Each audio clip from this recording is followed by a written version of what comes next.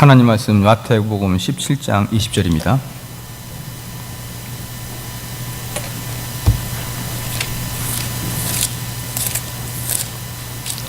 마태복음 17장 20절 말씀.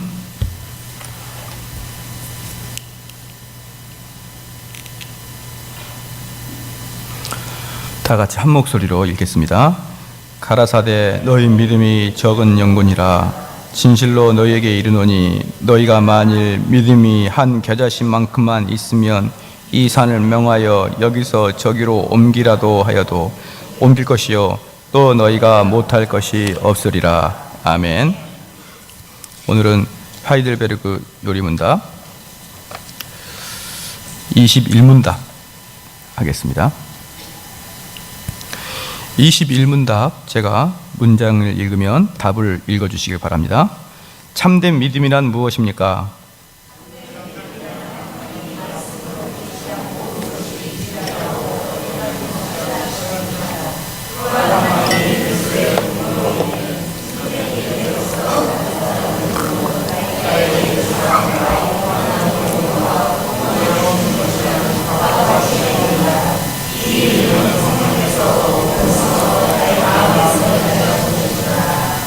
아멘.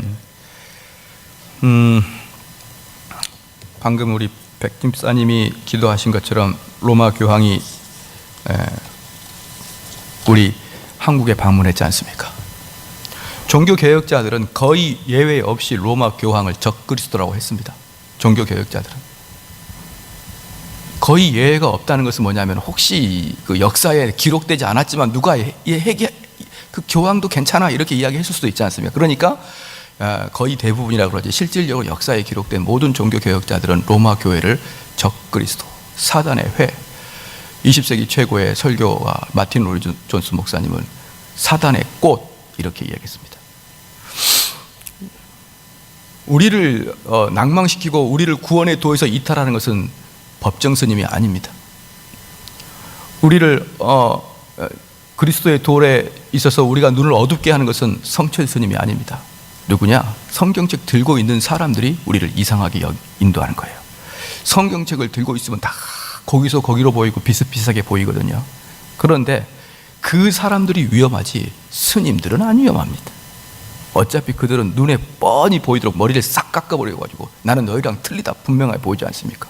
근데 얘네들은 똑같이 생겨가지고 성경 똑같이 이야기하고 복음 이야기하고 믿음 이야기하고 그러는데 실질적으로 그들이 말하는 복음과 우리가 말하는 복음은 전혀 다르고, 그래서 여러분 혹시나 요즘 보니까 저도 계속 매스컴을 보니까 사뭇 카톨릭이 좋아지기 시작하더라고요.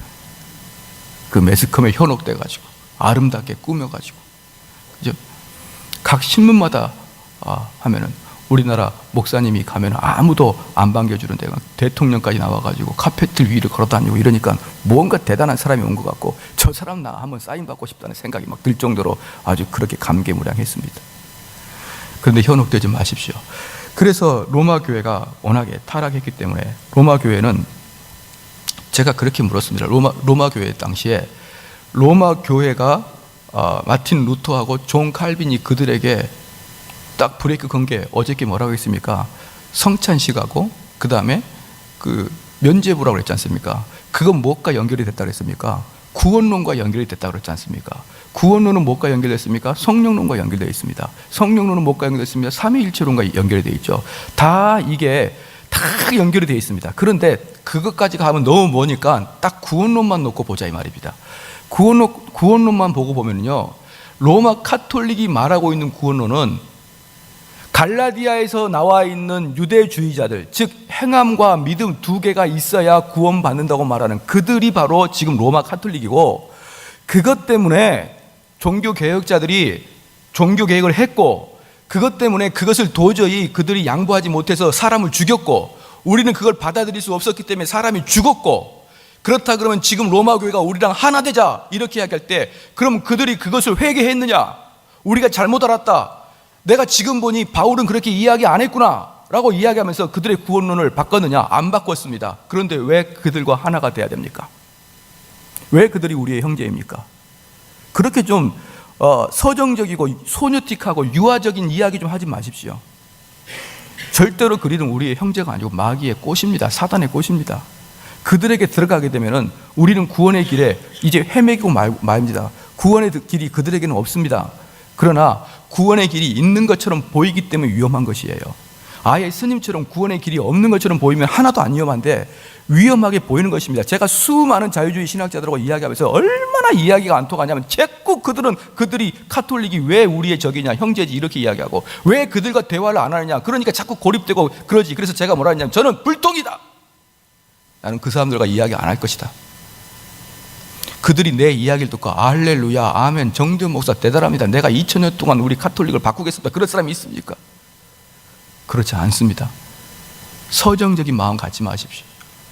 우리는 그들과는 도저히 연합돼 안 되고, 그렇게 연합을 하려고 그러면 그들이 지금까지 있었던 수많은 그 형태적인 잘못, 사람을 죽인 것 말고 말입니다, 교리적인 잘못에 대해서 철저히 회개하지 않으면 우리는 그들과 절대로 하나가 될 수 없는 것입니다. 그래서 잘 아시겠지만 지금 로마 교회 같은 경우는 절대로 그 주임 신부가 설교를 자기 임의대로 할 수가 없다 이 말입니다. 전부 다 그 로마 바티칸으로부터 넘어온 그 설교문을 가지고 설교를 해야 된다 이 말입니다. 그런데 우리 개혁주의 목사님들은 그건 아니다 싶어가지고 주일 11시 예배 때 뭘 했습니까? 강해 설교를 했다고 했지 않습니까? 창세기부터 요한계시록까지 쭉 강해 설교를 하고, 오후 예배 때는 뭘 했습니까? 이 하이델베르그 요리문답을 강해했습니다. 지금 제가 하고 있는 하이델베르그 요리문답 이걸 그대로 하고 있는 거예요. 외야만 좀 틀리게 하겠죠. 이 하이델베르그는 뭡니까? 우리 개신교가 탄생할 때, 개혁주의가 탄생할 때 웨스트민스터 신앙고백서, 하이델베르그, 도르트 신경 이런 것들을 통해서 우리 개혁교회가 만들어졌지 않습니까? 그럼 이걸 왜 만들었느냐? 항상 이것은 여기 답이 나와 있는 것처럼 문장이 있고 답이 있습니다. 그러므로 한 문장을 어떤 목사님이 만약에 오늘같이 마태복음 17장 20절 말씀을 설교하는데 A 목사님, B 목사님, C 목사님 각자 깨달은 바가 틀려가지고 틀린 설교의 결론이 나올 수 있다 없다? 시작. 없다. 한 문장 마태복음 17장 20절 말씀은 그 결론은 똑같이 나와야 됩니다. 그게 요리문답, 교리서가 있는 그게 이유인 것입니다.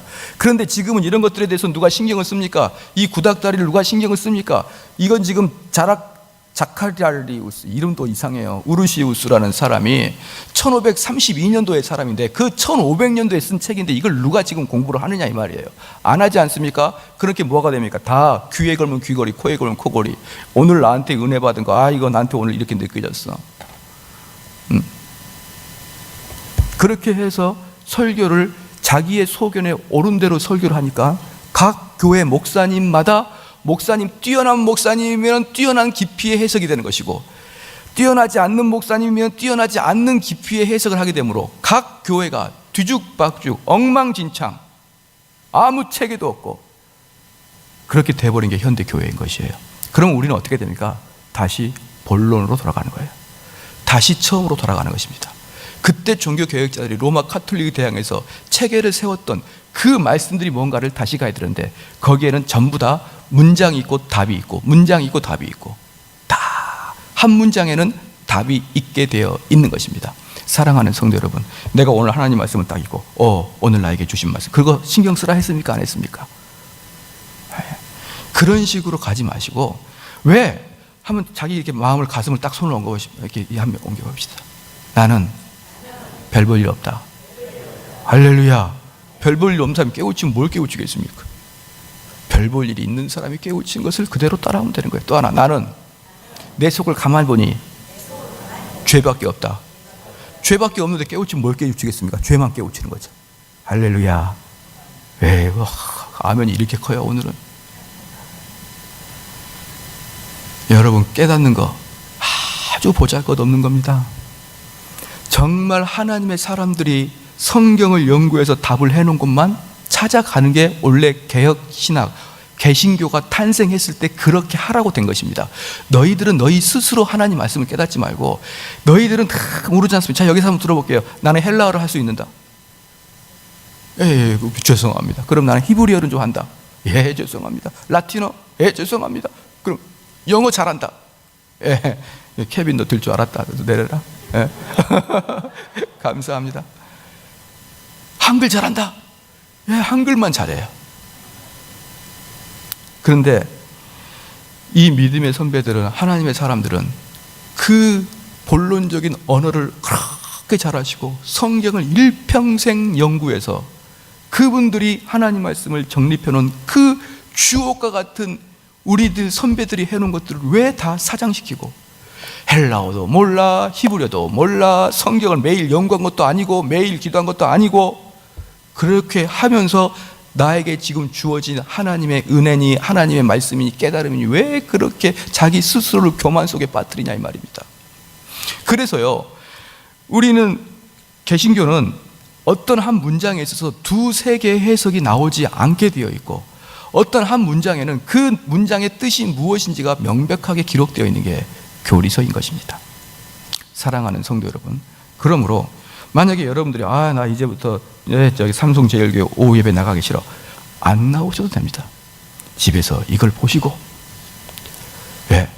기도하시고 그렇게 됩니다.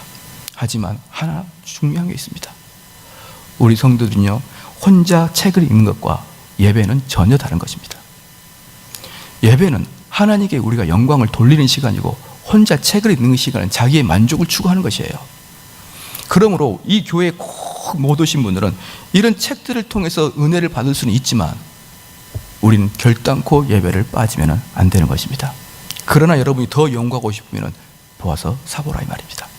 그런데 오늘 여기에서 지금 말씀하는 거, 왜 제가 이렇게 서론을 거창하고 하냐 그러면, 오늘 하이델베르크에서 대단히 중요한 그 주제가 나오시는 겁니다. 보십시오. 오늘 문장을 딱 읽어보면 얼마나 중요한지. 믿음, 참된 믿음은 무엇입니까? 라고 하고 그 해석을 써는 것보다 밑에 성경 구절을 더 많이 써놨죠. 그죠? 그건 엄청 중요하다는 뜻인 것입니다. 엄청 중요한 뜻인데, 오늘 참된 믿음이 뭔지를 보겠습니다. 믿음에는 네 가지 믿음이 있습니다. 첫 번째, 역사적인 믿음이 있습니다. 역사적인 믿음이란 뜻은요, 역사적인 믿음이라는 것은 하나님의 뜻이 우리에게 계시적으로 알려지고 그래서 믿는 것입니다. 근데 왜 우리는 그것을 믿음이라고 이야기를 하지 않고 역사적인 것, 역사적이라 붙이느냐? 그것은 우리에게 지식으로 다가오기 때문에 그걸 역사적, 사실적인 믿음이라고 그러는 거예요. 역사적인 믿음, 우리가 성경을 하나님의 계시로 받아들이지 않습니까? 그러면 그게 무엇으로 온다? 사실로, 지식으로 우리한테 다가온다는 것입니다. 자, 하나님의 말씀이 사실로, 지식으로 다가오면 그것을 동의할 수도 있고 동의하지 않을 수도 있는데, 동의하는 것을 역사적인 믿음이라고 합니다. 이런 믿음은요, 의롭다 하심을 얻는 그런 믿음의 종류와는 좀 다릅니다. 왜? 야고보서 2장 19절에 네가 하나님의 한 분이신 줄 믿느냐? 잘하는도다. 귀신들도 믿고 떠느니라. 이렇게 말했습니다. 사랑하는 성도 여러분, 하나님의 한 분이신 걸 믿으십니까? 할렐루야. 삼위일체 하나님을 믿으십니까? 할렐루야. 우리 하나님을, 우리 예수 그리스도를 믿으면 우리가 구원받은 걸 믿으십니까? 할렐루야. 그게 역사적인 믿음이고, 그거 알아봐야 구원 못 받는다 이 말이에요. 뭘 그렇게 좋아라 하십니까? 그건 마귀도 믿고 떤다. 야고보서에 나왔잖아요. 그런 거 안다, 그거 알아. 삼위일체 하나님 나도 알아. 오케이, 알아. 그 알아서 뭐하게? 그 아는 게 우리를 어떻게 구원시킵니까? 그래서 시몬도, 그 마술사 시몬도 믿었고, 곧 베드로가 가르치는 많은 교리를 통해서도 믿었습니다. 그런데 그렇게 믿었음에도 불구하고 무엇을 믿었습니까? 그들이 가르쳐준 그게 맞다. 그거 하나님이 한 분인 걸 내가 믿는다. 우리 예수 그리스도가 하나님의 아들인 걸 믿는다. 그게 진짜 믿음입니까? 아니면 여러분이 인식하는 겁니까? 인식하는 것이잖아요. 그래, 그걸 믿음으로 착각하지 말라 이 말입니다. 그래서 어떤 사람이 너가 왜 정통이냐 물어보면 나는 삼위일체 교리를 믿습니다. 그건 믿는 게 아니고 뭐라고 합니까? 인식한다고 하는 겁니다. 인식. 그래서 그러한 믿음, 그러한 유의 그 인식은 우리를 구원을 유발시키는 것과는 상관이 없다 이 말입니다. 왜? 마귀도 믿고 떠니까. 두 번째, 일시적인 믿음입니다. 일시적인 믿음. 이 일시적인 믿음은요, 교리에 동의합니다. 그리고 그것을 고백합니다. 오늘 설교 말씀을 했습니다. 그것을 동의하고 그것을 옳다고 고백합니다. 그리고 기쁨으로 그 말씀을 받습니다. 기쁨으로. 그런데 그 기쁨이 영속적인 기쁨이 아닙니다. 이 기쁨은 기쁨으로 우리가 주님을 섬기고 교회에 오는데, 이 기쁨은 참된 기쁨이 아니라 일시적인 기쁨인 것이에요. 자, 그들은 왜 그렇게 일시적인 기쁨을 갖고 참된 기쁨, 영속적인 기쁨을 갖고 있지 못하느냐? 그들은 다른 원인을 가지고 교회를 다니기 때문에 그랬습니다. 그들은 참된 이유가 아니라 다른 원인 때문에 교회를 다니고 있습니다. 말씀에 동의합니다. 말씀에 고백합니다. 자기의 신앙을 고백합니다. 그리고 그 고백을 자랑합니다. 그리고 하나님을 아는 지식이 점점 쌓여가고 그것을 기쁘게 받아들입니다.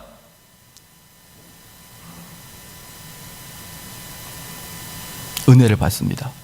그런데 돌밭에 뿌려진 씨앗처럼 일시적으로 그것을 기쁨으로 받아서 확 싹 트지만 무엇이 없는 거로, 뿌리가 없는 거로 그건 곧 말라 죽었습니다. 그러면 이런 사람들이 왜 어떤 근거를 가지고 그 뿌리가 말랐다는데 그 뿌리가 뭐고 무엇이 없기 때문에 이 사람들이 믿음을 버리고 외식자가 되느냐? 그 사람들은 근본적으로 복음을 받아들인 것은요, 이 복음을 받아들일 때 어떤 유익이 있기 때문에 받아들인 것입니다.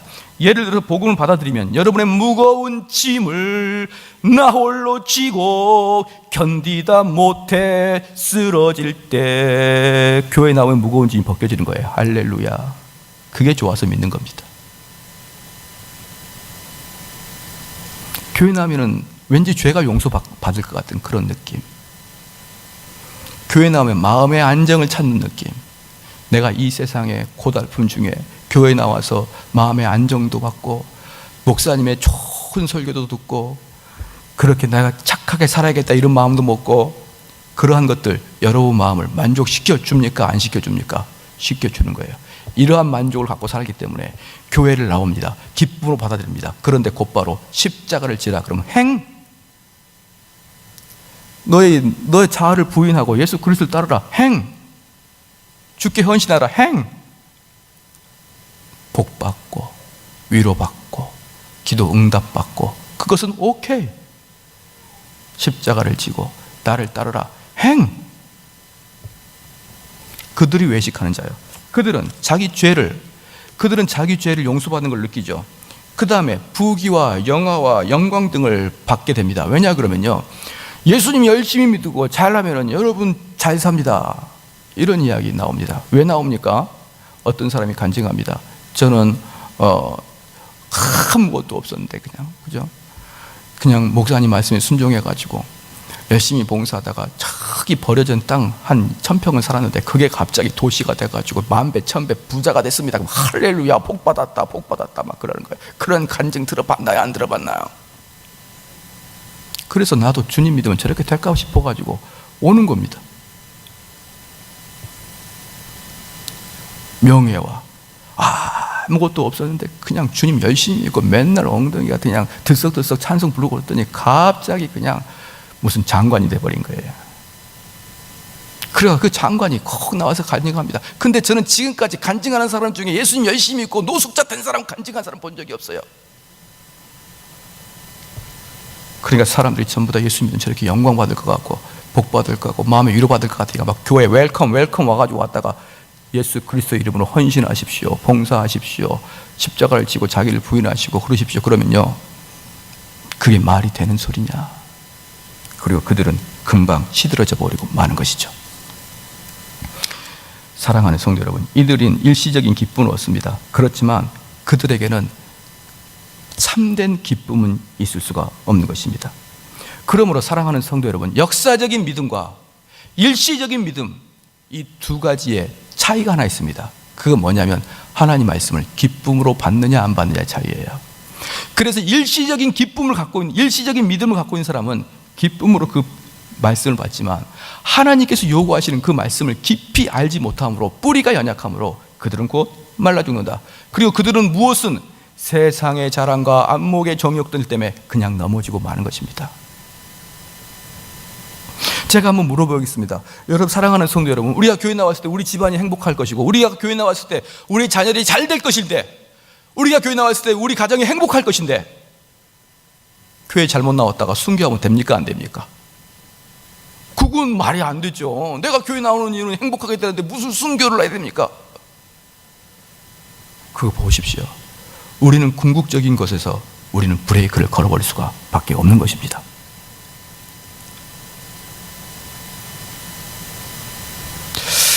그 다음에 세 번째, 이적을 믿는 믿음입니다. 이 믿음은 하나님 말씀으로부터 이끌어낸 믿음이 아닙니다. 오늘 제가 한번 여러분 진실되게 물어볼 테니까 우리 한번 서로 간에 계급장을 띄고 이야기를 한번 해보겠습니다. 20절 말씀에 가라사대 너희 믿음이 적은 영혼이라 진실로 너에게 이르노니 너희가 만일 믿음이 한 겨자씨만큼만 있으면 이 산을 명하여 여기서 저기로 옮기리라 하여도 옮길 것이요 또 너희가 못할 것이 없으리라. 이 말씀이 또 어디 나오냐면 한번 펴볼까요? 고린도전서 한번 펴보겠습니다. 고린도전서 13장 한번 펴볼게요. 고린도전서 13장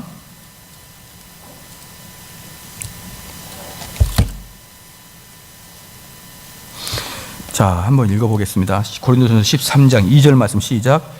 내가 예언하는 능이 있어 모든 비밀과 모든 지식을 알고 또 산에는 옮길 만한 모든 믿음이 있을지라도 사랑이 없으면, 여기에는 지금 마태복음에서는 말이죠, 겨자씨만한 믿음만 있어도 산을 옮긴다 그랬는데 제가 한번 물어보겠습니다. 산 옮긴 거 봤습니까?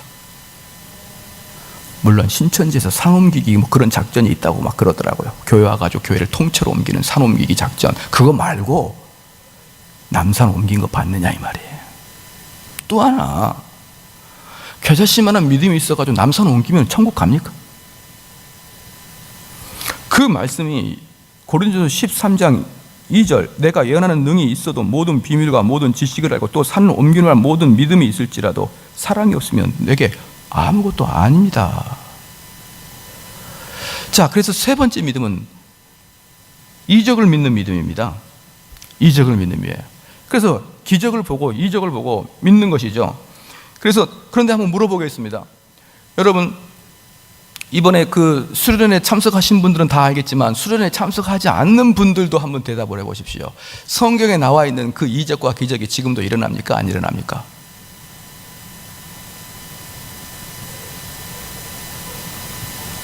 여기에 500년 전에 쓰여졌던 하이델베르크 요리문답서 제가 한번 읽어드릴게요.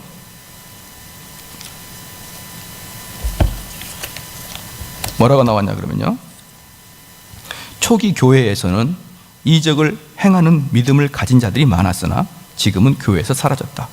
복음이 교리가 이적을 통해서 이미 충족하게 확증되었기 때문이다.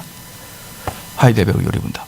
웨스트민스터 신앙고백서 제1장 1절에도 멈췄다라고 이야기하고 하이델베르크 요리문답도 멈췄다 그럽니다. 자, 왜 그러냐 그러면 이적을 믿는 믿음은 우리를 구원으로 이끌어가지 않기 때문에 그렇습니다. 한번 물어보겠습니다. 아브라함 하나님의 사람입니까? 아닙니까? 시작. 아브라함은 하나님의 사람이죠. 아브라함이 기적을 일으킨 게 뭐가 있습니까? 이삭 죽이는 거. 그건 뭐 누구나 할 수 있어요. 아브라함 기적을 일으키지 않았으면 또 하나 묻겠습니다. 하나님의 사람, 하나님의 마음에 합한 다윗 무슨 기적을 일으켰습니까? 그들도 아무 기적을 일으키지 않고 일평생을 살아가고 하나님께 칭찬받고 살았지 않았습니까? 그런데 이렇게 이적을 일으키면은 거기에 어떤 신령한 무엇이 있는 거라고 생각하는 사람들이 있는데, 사랑하는 성도 여러분, 제자들 둘씩 파송했을 때 그들이 병 고치는 은사와 귀신 쫓는 은사를 우리 예수님께 다 주셨는데 하나님 물어보겠습니다. 가룟 유다한테 줬을까요? 안 줬을까요? 가룟 유다한테도 같이 줬습니다. 그러므로 그가 이적을 일으키는 믿음인 거하고 그가 구원을 받는 거하고는 다른 것입니다. 많은 사람이 나더러 주여 주여 우리가 주의 이름으로 귀신을 쫓아내며 주의 이름으로 많은 권능을 행하지 아니하였나이까 하리니 그때에 내가 그들에게 밝히 말하되 내가 너희를 도무지 알지 못하노니 불법을 행하는 자들아 내게서 떠나라. 마태복음 7장 22절 23절 말씀. 주님, 내가 주님의 이름으로 많은 기적을 일으키지 않습니까? 자, 그거하고 구원받는 믿음하고 같습니까? 틀립니까? 틀리다고요. 틀려. 지금 제가 이거 설교하고 있는 거 제가 하고 있는 게 아니라 이게 하이델베르크에 다 나와 있는 겁니다. 이미 500년 전에 이렇게 설교가 되어 있었습니다. 그 믿음도 우리를 구원을 이끌어가는 믿음이 아니다. 사랑하는 성도 여러분, 성경에는요 다 하나님의 말씀이 이것도 제가 말하는 거 아닙니다. 여기서 말하는 겁니다. 성경은 다 하나님 말씀이죠. 근데 일부분에서는 기적이 나오지 않습니까? 맞죠? 하이델베르크에서 제가 이번에 제가 설교 준비다 충격적인 이야기를 발견했습니다. 그 기적은 복음이 아니라 그렇게 이야기합니다. 여러분들이 저한테 뭐라고 하지 마십시오. 여기 나와 있으니까. 저는 하이델베르크를 강의를 하는 것이고요. 기적은 복음이 아니다. 그러므로 기적적인 이야기를 자꾸 설교하는 것은 복음을 왜곡하는 것이다. 복음은 하나님이 우리를 구원받게 하는 구원의 도를 이야기하는 게 복음이다라고 이야기하는 거예요. 사실은 제가 웬만한 개혁주의 신학책을 다 읽었는데 하이델베르크에서 이렇게 말하는 걸 제가 처음 들었습니다. 근데 여기에서 그래서 우리 성도들이 구원받게 하기 위해서는 기적에 대한 설교를 하는 게 아니고 복음의 본질에 대한 설교를 해야 된다고 이야기를 하고 있어요. 사랑하는 성도 여러분, 그러나 우리는 어떤 걸 좋아하십니까? 기적적인 이적, 뭔가를 고침받고 뭔가를 받고 막 이런 것들을 좋아하지 않습니까? 그런데 그런 것들을 강조하는 교회에서는 구원의 도가 막힐 것이고, 그리고 구원의 도를 일으키기 위해서는 우리 예수 그리스도께서 제시하신 명백한 구원의 도를 설교하고 선포해야만 되느니라 라고 하이델베르크에 이야기하고 있습니다. 그러면 마지막으로 세 번째, 의롭다 하심을 얻는 믿음은 무엇입니까? 이 의롭다 하시는 얻음을 이건 두 개가 분명히 있어야 됩니다. 첫 번째는 지식과, 이 지식은 뭐가 됩니까? 아까 역사적인 믿음 있죠? 그 지식과 그 다음에 그 지식에서 우러나오는 그 확신이 있어야 되는데, 역사적인 믿음에는 뭐가 없냐면 확신이 없습니다. 자, 그 다음에 일시적인 믿음에는 뭐가 없습니까? 지식이 없습니다. 그죠?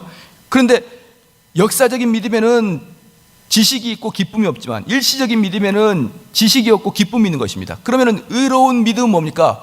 역사적인 믿음에 지식이 있어야 되고, 그리고 그것에 대한 참된 기쁨과 확신이 있어야 된다. 이게 의로움의 믿음입니다.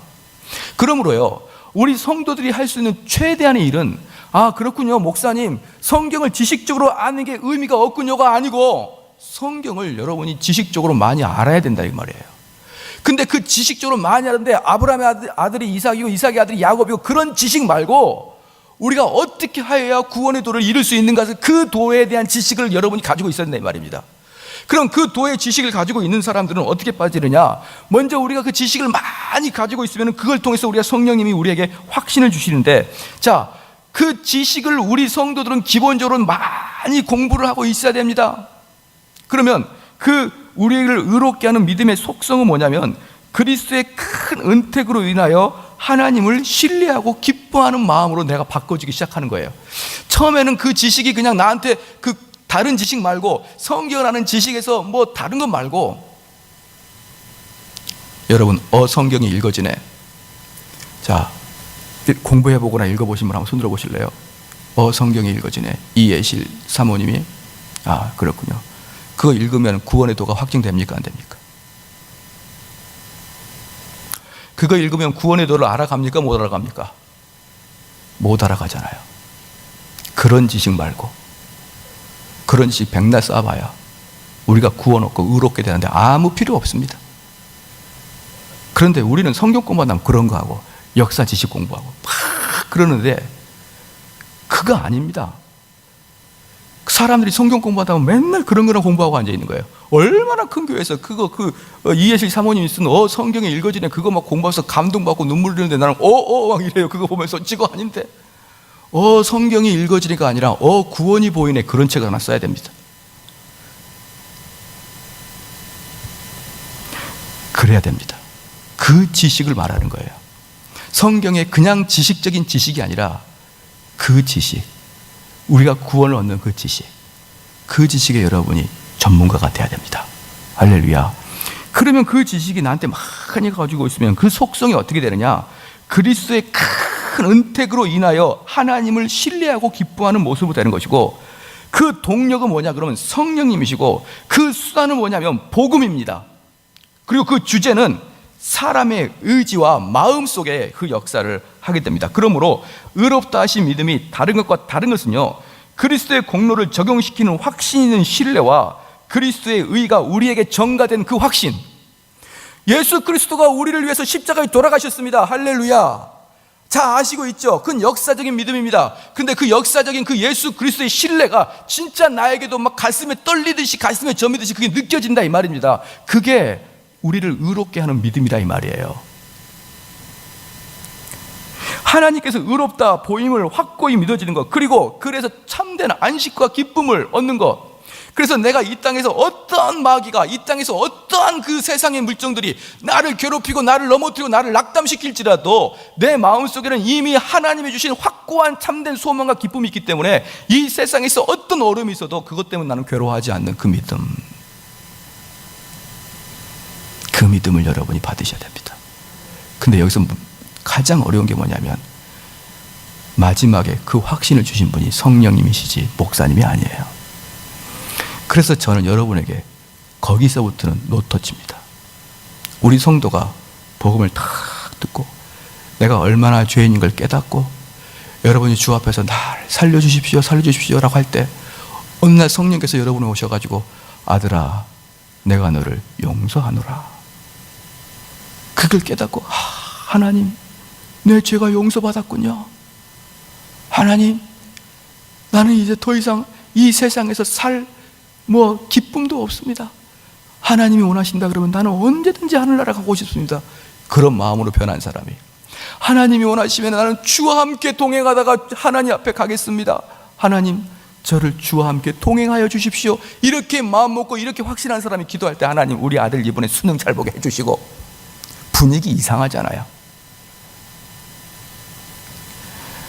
우리 이 세상에 대해서 자꾸 기도 제목이 나오는 것은 여전히 우리들 마음속에 이 세상이 있기 때문에 그러는 것입니다.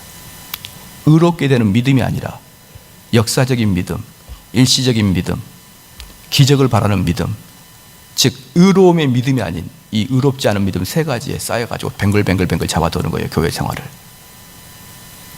그러면서 자기가 믿음이 있는 자라고 생각하는 거예요. 사랑하는 성도 여러분, 우리는 말입니다, 그러면 그 믿음을 일으킬 때 무엇을 해야 되냐면 아까도 말씀드렸지만 계속 목사님들과 그 복음에 대한 이야기를 계속 해야 됩니다. 우리는 인간이 할 수 있는 유일한 길은 복음을 계속 듣는 것. 언제? 설교 시간과 성경 공부 시간에 계속 듣는 것. 그럼 복음을 들을 때 여러분의 반응이 어떻게 나타나느냐? 그냥 너무너무 가슴이 찔리는 겁니다. 왜? 복음이 무엇이기 때문에. 우리 예수님이 이 땅에 왜 오셨습니까? 우리를 죄에서 구원하시려고 예수님께서 이 땅에 오셨습니다. 그래서 우리 예수님, 아까 제가 카톨릭 신문이 저희 오거든요. 저희 형제 중에, 교회 다니는 형제 중에 신문사 다니는 형제가 있습니다. 그런데 그 신문사에서 카톨릭 신문을 찍어낸다고 해서 일주일에 2부씩 저희 교회에 갖고 오겠다. 그럼 제가 그걸 계속 보고 은혜 받을 수도 있어요. 조심하십시오. 갑자기 로만 카라 딱 해가지고 막 성호 긋고 할렐루야 막 이렇게 하고 큰일 납니다. 근데 제가 그걸 봅니다. 그걸 보는데 거기서도 복음, 믿음 다 그렇게 이야기합니다. 그들에게도 말할 때 오직 믿음으로만 구원을 받는다고 그렇게 이야기합니다. 그렇기 때문에 그들이 말하고 있는 믿음과 그들이 복음이 말하고 있는 복음과 저희들이 말하고 있는 게 틀립니다. 그러므로 사랑하는 성도 여러분, 우리는 복음이 무엇인지를 다시 배워야 되는 거예요. 정확하게. 또 믿음이 무엇인지, 믿음에도 벌써 오늘 4가지 믿음이 있지 않습니까? 이 4가지 믿음 더 속으로 들어가면 의롭게 되는 믿음 중에서도 되는 것과 안 되는 게 또 구별되어 있지 않겠습니까? 얼마나 복잡한 줄 아십니까? 그런데 우리를 의롭게 하는 그 믿음의 특징이 뭐냐? 하나님 말씀으로 우리를 죄인 되게 하는 겁니다. 그래서 그 신문에 보니까 프란체스코 교황을 뭐라고 했느냐? 가난한 자와 죄인들의 친구다라고 프란체스코 교황을 소개했더라고요. 그리고 뇌성마비 아이를 안고 껴안고 뽀뽀하는 신문이 그냥 카톨릭 신문에 온 천지가 도배가 되어 있는 것입니다. 그럼 물어보겠습니다. 누가 죄인이고 누가 가난한 자입니까? 돈이 없어서 가난한 자입니까? 그렇지 않습니다. 돈이 없는 자가 우리 주님의 친구, 가난한 자가 주님의 친구라 그러면 가난한 자한테 우리가 돈을 주게 되면 그를 타락시키는 것이고 그를 주님과 멀어지게 하므로 절대로 가난한 자에게 돈을 주면 안 됩니다. 왜? 돈을 주는 것은 주님과 멀어지게 하는 거기 때문에. 근데 카톨릭 그 신부는 뭐라고 하냐면 그 가난한 자를 가난한 자로 보는 거예요. 무슨 공산당도 아니고 말입니다. 가난한 것은 심령이 가난한 겁니다. 심령이 가난한 게 뭔지 아십니까? 내가 죄인이라는 걸 깊이 깨닫는 자. 죄인이 누굽니까? 전과 12범이 죄인입니까? 도둑질하는 사람이 죄인입니까? 간음한 자가 죄인입니까? 아니에요. 죄인은 내가 죄인인 걸 깨닫는 자, 무엇으로? 하나님 말씀으로 깨닫는 자. 그런 자의 친구가 예수 그리스도고, 프란체스코 교황의 친구는 진짜 전과자, 진짜 돈 없어서 가난한 자, 그 사람을 친구라고 하는 거예요. 그러므로 우리가 하나님 말씀을 들을 때 예수 그리스도는 가난한 자의 친구요, 예수 그리스도는 죄인들의 친구입니다. 그럼 여러분이 어떤 사람이 되어야 됩니까? 내가 죄인인 걸 진짜 깨달은 사람이 예수님의 친구입니다. 진짜 예수님의 친구가 교회에서 이거 교회 마음에 안 들어요. 안 들어요. 심령이 가난한 자가 교회에서 자기 주장을 할 수 있을 것 같습니까? 그렇지 못해요.